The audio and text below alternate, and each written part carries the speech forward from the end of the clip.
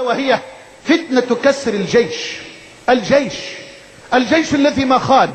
وأنا أقولها لله على عرفات: لو وقع جيشنا في الخيانة لكانت مصر برك دماء وأكوام أشلاء. فلماذا يريد الآن هؤلاء أن يخونوا الجيش وأن يتهموا الجيش بالخيانة لتتحول بلدنا إلى فوضى لا يعلم خطرها إلا الله؟ والله أقسم بالله على صعيد عرفات، والله ثم والله، لو كسر الجيش كما كسروا الشرطة والله لن يأمن واحد منا في مصر على نفسه في حجرة نومه.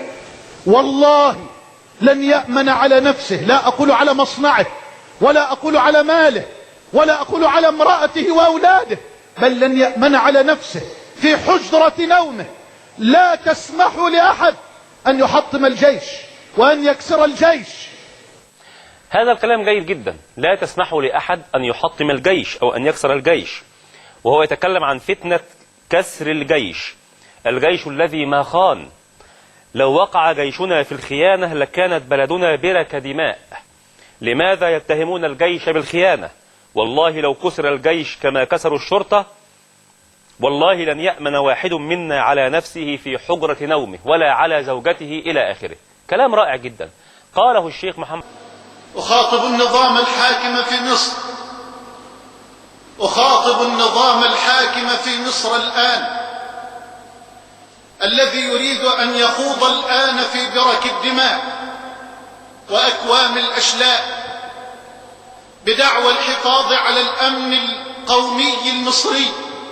أقول ورب الكعبة: إن خوضكم في دماء أبنائنا وأولادنا هو التهديد الخطير والوحيد للأمن القومي المصري.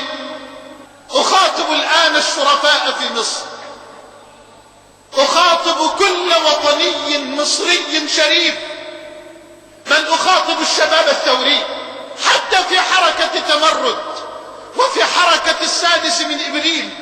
أخاطب الشباب المصري الوطني الصادق أيا كان انتماؤه وأيا كان توجهه، وأقول لهم: أسألكم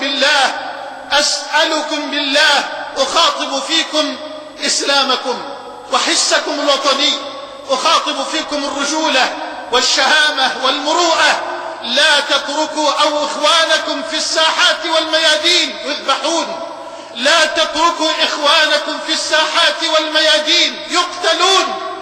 والله لن تحل الأزمة أبدا بهذا، بل تتعمق الأزمة ويزداد الانقسام الذي وقع ويتعمق الآن بصورة خطيرة جلية.